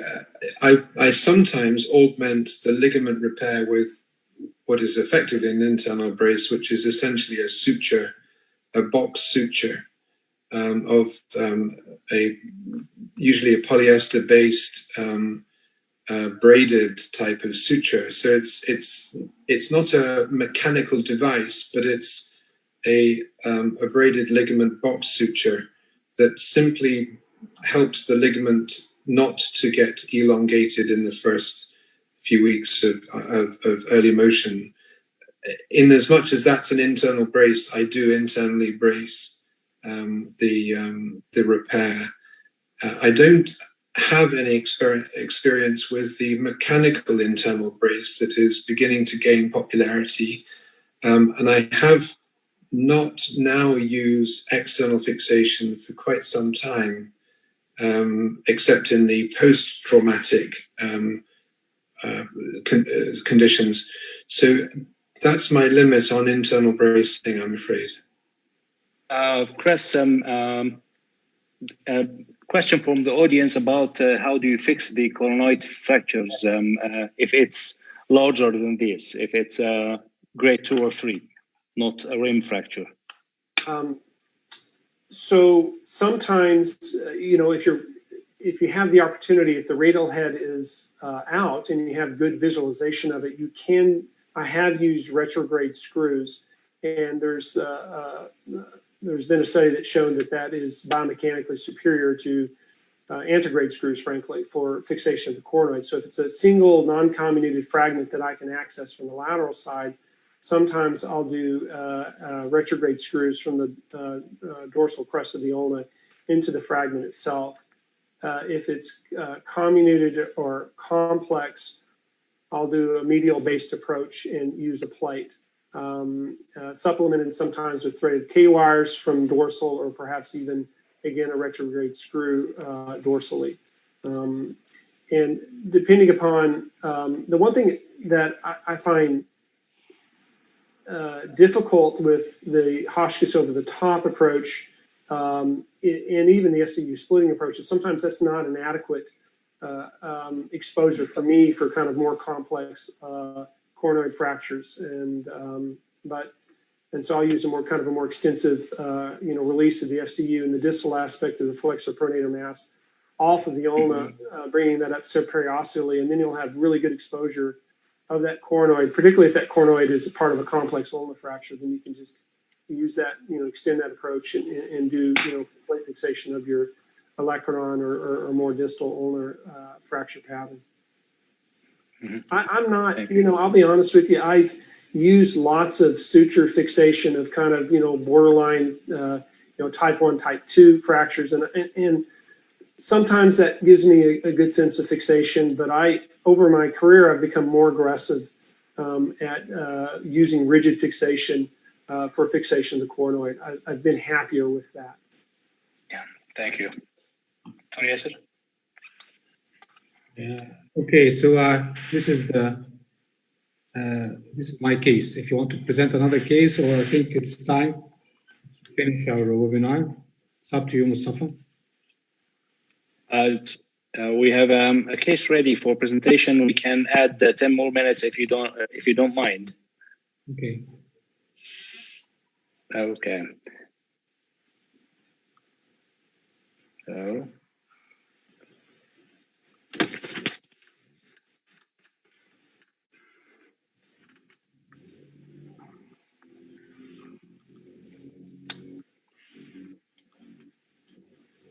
So this is a 26-year-old female patient. She is a teacher. She had a motor vehicle accident affecting her non-dominant hand with no associated injuries. It's a fracture dislocation of the elbow with this post-reduction X-rays.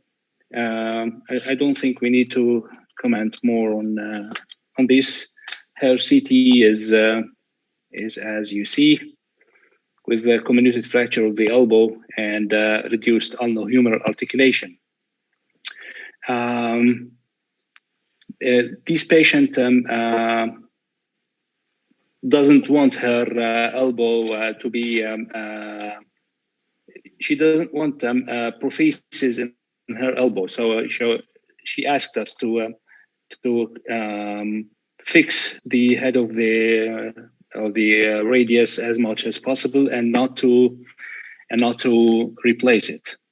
And I'll show you the intraoperative video of this patient, because when we examine this patient intraoperative, I don't know if this is of value or not, but I was trying to dislocate the elbow again, and there was no dislocation. And when I stressed the elbow, it didn't give me an impression that the medial collateral is affected. And you see this ecchymosis on the medial side is an indication that the elbow is completely the medial collateral is torn. However, I didn't have this impression on examining the patient. So the first question is that is there any idea on the real value of examining the patient under anesthesia without even pre-fixation? Simon? Absolutely. I think you've demonstrated it beautifully in your video. It's often quite surprising how stable an elbow appears to be. And I think there's a reason for that. I think it's often the case that the muscular envelope is less damaged, and that maybe the hematoma within the joint and within the deep surface of the muscular envelope creates a sort of hydraulic protection. So I think EOA is an extremely invaluable thing to do. And of course, it persuades you to do to change plans sometimes, as I suspect it did for you here. So I think it's a very valuable thing to do, and even more so if you do it under fluoroscopy as well. Thank you. And Chris, can you comment on? We have many fragments on the radial head. It's definitely more than 3. Is it? Do you stick to the rule of if it's more than 3 fragments, you will replace, or there is a room for fixing such fractures? Well, my preference looking at that CT scan, so to answer your question, I probably am more aggressive about replacing it than pushing my indications to repair it. I think you're in kind of a difficult situation because, the patient, has a strong preference to try to avoid a replacement. But my feeling would be, I would feel more comfortable replacing this than repairing it. I think less risk of post-surgical stiffness, a simpler recovery, a more reliable outcome. But I might be persuaded by the patient to kind of press my indications and to try to repair that. But that'll be quite challenging. Okay, thank you. And let's move to what we found intraoperative. I think we fixed part of the head with cannulated screws, and then we found a very small fragment, as you see, but it's actually critical in the anterolateral stability of the head of the radius. So we added more plate on the after fixing with interfragmental screw, added smaller plate, 2 millimeter mini plate to fix this fragment. And the final fixation construct was many headless screws and a mini plate over it. Actually, it's too much metal, and eventual healing occurred. Some myositis ossificans, as you notice here, and actually, when we fix the head radius with plates, we usually tell the patient that we need to remove the plates in 6 months. Do you have any recommendations or advice for this? Because most of our patients with head radius plate fixation have symptoms related to the head of the radius, either crepitus, pain, limitation of motion, or something like this. So we tend to advise, we tend to promise the patient that we need second surgery. And do you have a different experience, Simon? No, I think what you've achieved is several things. One is a very nice reconstruction of the radiocapitellar joint, but perhaps equally importantly, because the ulna was the right length, and the radius was so damaged, one does worry about longitudinal injury in the forearm and the distal radial ulnar joint being a problem in the future. So what you've done there is to restore not just radiocapitellar and proximal radial ulnar articulation, but the length and stability of the forearm. And I think that what you've done buys time for the soft tissue injury to stabilize, both if it's distally or interosseously. And then if there is crepitation and loss of supination, then you can do a staged deconstruction of the metalwork, not necessarily taking everything out, and release the heterotopic bone and do your capsuloplasty if necessary. But Jesse Jupiter said this, not me. Jesse Jupiter said that these complex injuries are a staged procedure. You set up the patient with your initial fixation to try and avoid the complications, but you set it up in such a way that you can deal with the complications in a stepwise manner as the soft tissues heal. So I think that's what one should think about really in these complicated little fractures, is not just the initial event, but the long-term outcome as well. So I think this is admirable and quite, please, I don't think there's too much metal work. I would say there's enough metal work. It's sufficient. It's done what it needs to do. Thank you. I'll move forward for the sake of time. And unfortunately, this patient had the limitation of extension. She has full flexion, but no problem with pronation supination. This is very surprising to me. I thought that this patient will have trouble pronating and supinating. However, the condition wasn't. Pronation supination was okay, but the extension was much limited. But during pronation and supination, the patient had always crepitus and pain. I hope the videos are clear. Mm. So moving forward, we took this patient to the operating room and we excised the new bone formation from over the head of the radius. We found actually severe arthrofibrosis that we arthrolyzed the radiocapitellar articulation and all around the head of the radius. And finally, this is what we achieved. We removed all the screws. I think all the screws. I'm not sure. We used both windows, the Cocker window and the Kaplan window, to achieve this. And finally, we had full extension of the elbow, full pronation and supination. And this is what we achieved intraoperatively. Chris, do you have similar experience removing the plates around the head of the radius? Is it a routine practice in your experience to remove the plates after applying it, or it's just occasional according to the patient needs?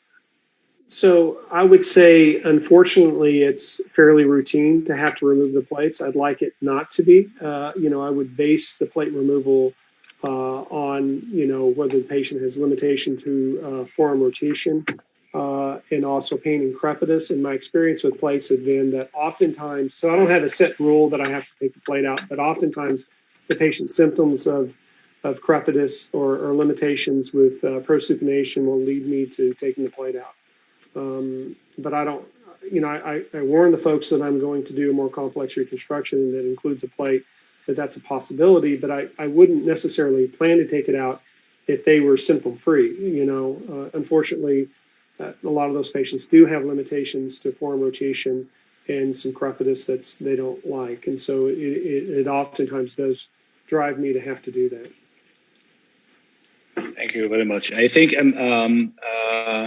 the final comment is that releasing the patient intraoperatively, achieving full extension and full flexion, pronation, supination we are usually faced with some loss of what we achieved intraoperative. Any comment on how to avoid this, Simon or Chris?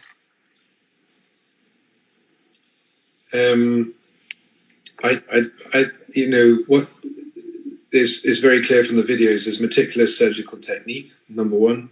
Number two, lots of irrigation.